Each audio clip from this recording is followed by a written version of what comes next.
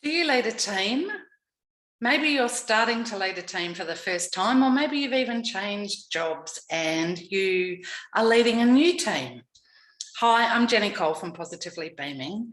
And one of the key things that all leaders need to do very, very early in their year or in their role is to truly get to understand the people for whom they are directly responsible.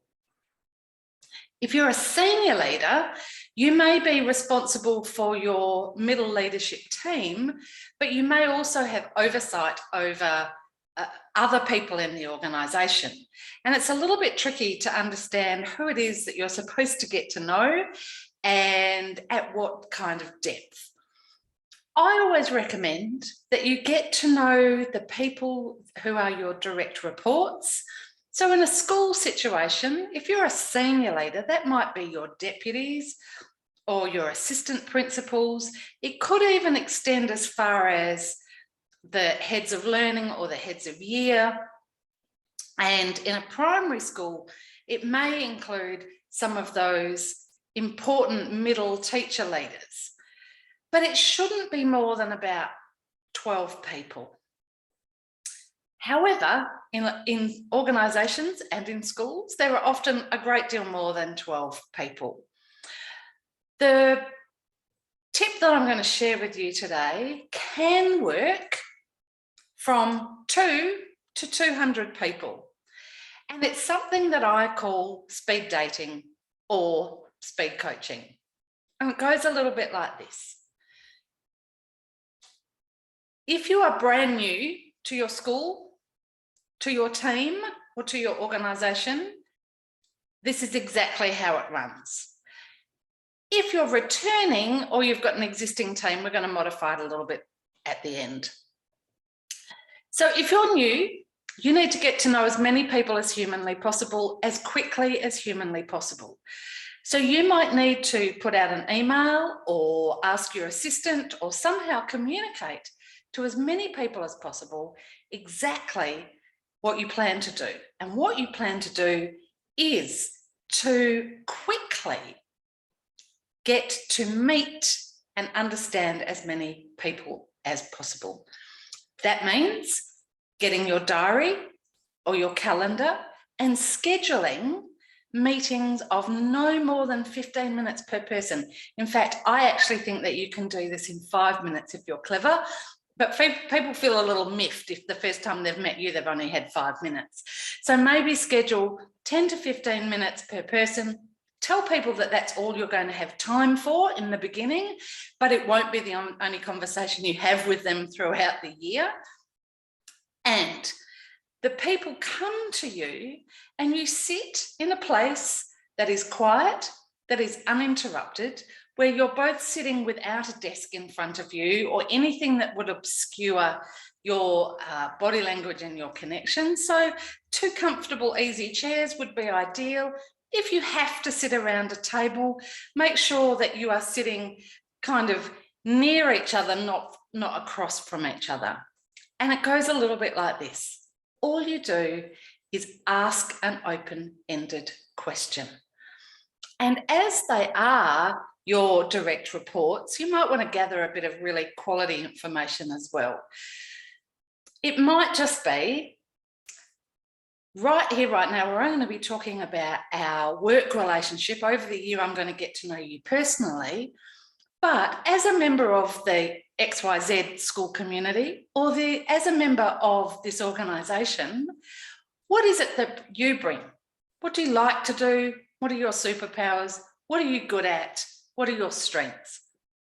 Don't ask all of those questions. Choose the one that feels right to you.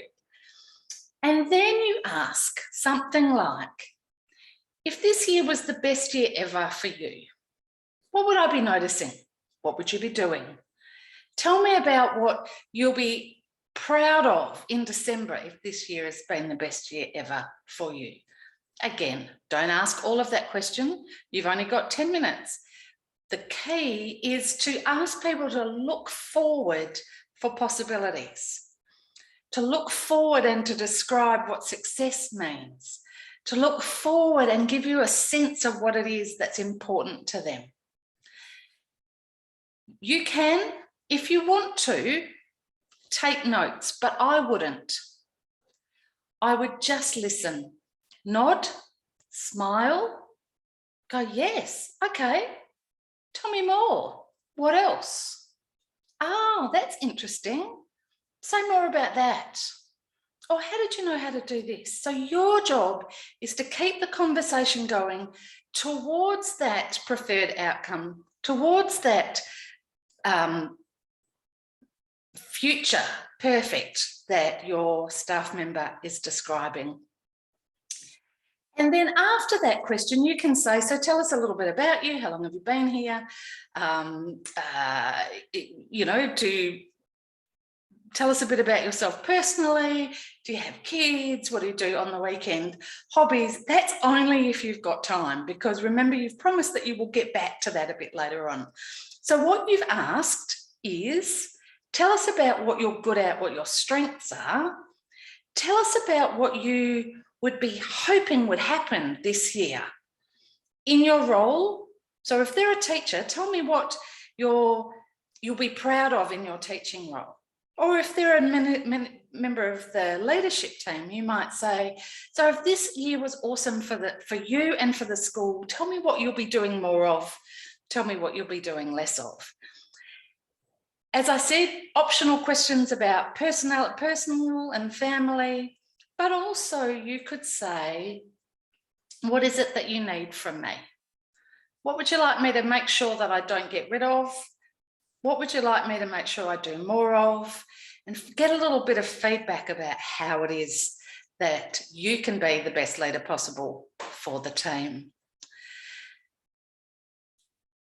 Thank the person profusely. Say that you're terribly sorry that you didn't have more than 15 minutes, but this will be one of a regular series of conversations. And the idea is to get to know as many people as humanly possible. And then thank the person, lead them out the door. And when you return, jot some notes so that you don't forget. Just some key things. You don't have to write lots down, just some dot points, maybe what their strengths are, maybe some of the key things that they would like to feel proud about at the end of the year, and maybe some feedback for you about what you could do more of or less of or differently so that you're a great leader for them. 2 minutes. Don't write a dissertation. People don't want you to think that you're taking notes and that they're going to go somewhere silent, secretive. Instead, bring the next person in and start all over again. It takes a lot of effort and presence to concentrate for that amount of time. So you probably won't be able to do many of these in a row, but try and get through 5 or 6 a day, maybe a little bit more, and rotate through people so that you have spoken to absolutely everybody. There may be some members of staff that you choose to do in a walking fashion. You might choose to do this with the gardener as you're walking around the oval. You might choose to do this with a maintenance person closer to their happy environment than in your office. But the idea is to ask a question, shut up and listen, and find out what is important to everybody else. You will have plenty of opportunities to let them know what's important to you. This is about getting to know your team, what lights their fire, what they want to be held accountable for. So I hope that's useful. I'm Jenny Cole from Positively Beaming. If there's anything that you need from me, any more tips or tricks about leadership, particularly for aspiring leaders in education, please contact me. My details are jenny@positivelybeaming.com.au, and all of the information you need will be in the comments.